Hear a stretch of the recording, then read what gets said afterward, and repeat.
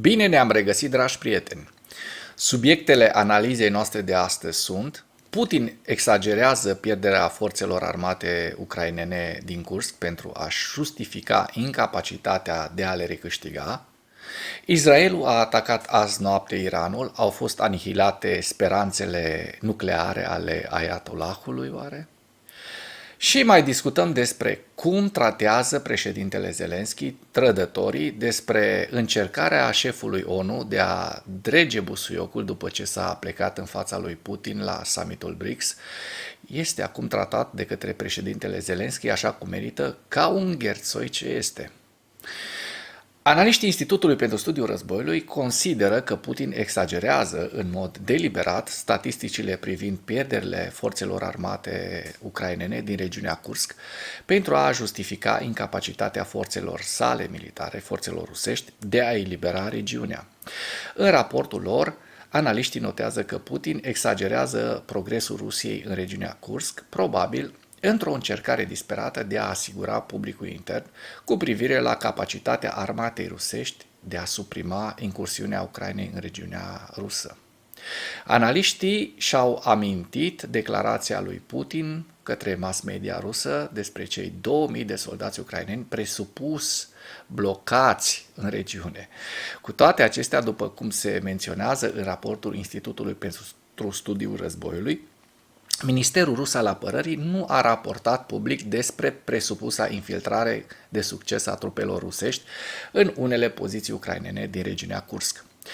Liderul de la Kremlin nu a recunoscut nici că linia frontului ucraineană în regiunea Kursk se extinde de la granița internațională ucraineană-rusă și că trupele ucrainene pot trece liber porțiunile de frontieră aflate sub control ucrainean. Raportul spune că, potrivit estimărilor comandantului șef al forțelor armate ucrainene, Oleksandr Syrskyi, care a infirmat cuvintele lui Putin despre încercuirea armatei ucrainene, pierderile trupelor rusești din 8 august la Kursk se ridică la, atenție, 17.819 persoane, ziua 976 a războiului din Ucraina.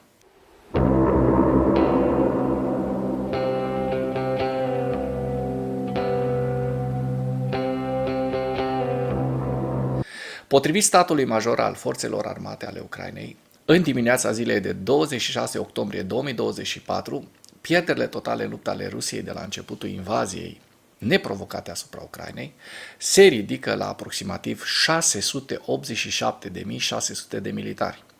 În ultimele 24 de ore, Rusia a înregistrat pierderi grele pe frontul din Ucraina, între care 1690 de militari, 12 tancuri, 45 de vehicule blindate de luptă, 29 de piese de artilerie și câte 2 lansatoare de rachete și 2 sisteme antiaeriene.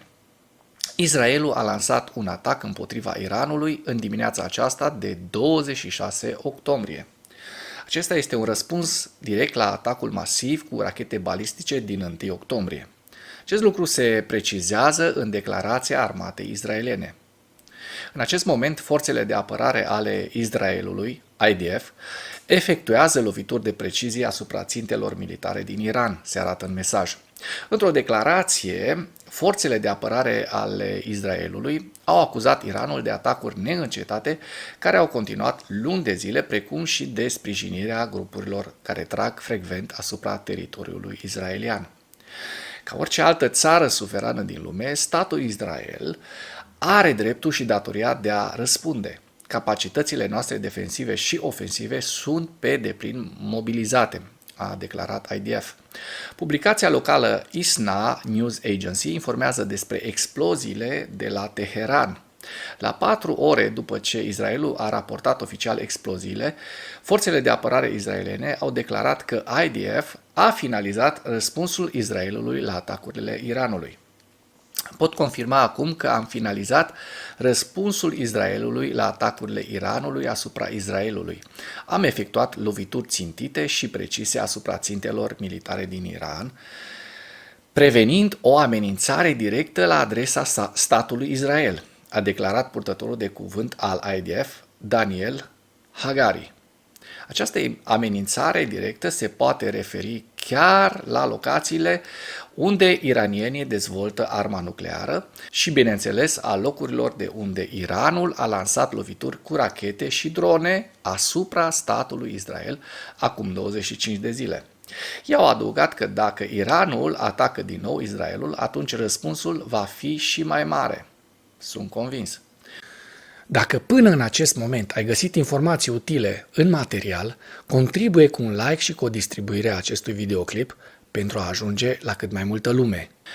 Săptămâna aceasta, gherțoiul șef de la Organizația Națiunilor Unite, de la ONU, care este persona non grata în statul Israel, Antonio Guterres, s-a umilit în fața lui Putin și apoi a vrut să se întâlnească cu președintele Volodymyr Zelensky. Iată cum se tratează protectorii criminalilor de război. Președintele Zelensky ne arată încă o dată, dacă mai era nevoie, modul corect de tratare al ticăloșilor. Nu e de nicio mirare că Israelul l-a declarat pe Guterres ăsta persona non grata. Zelensky demonstrează încă o dată cum să îi confrunți eficient pe cei care îi protejează și susțin pe criminalii de război internaționali.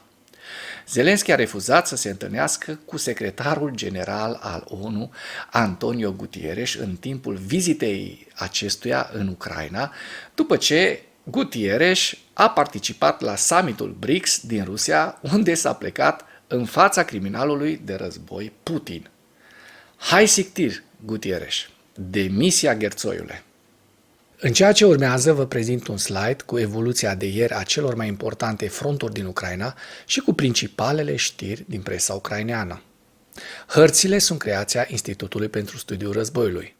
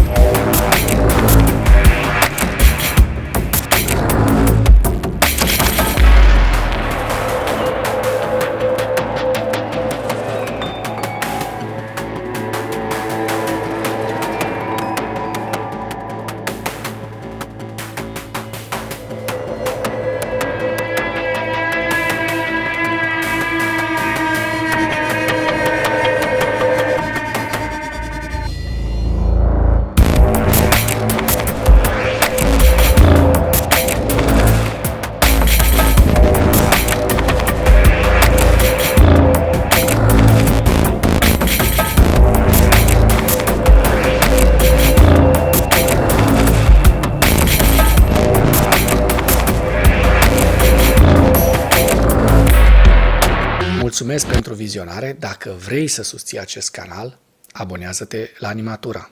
Apreciez mult asta.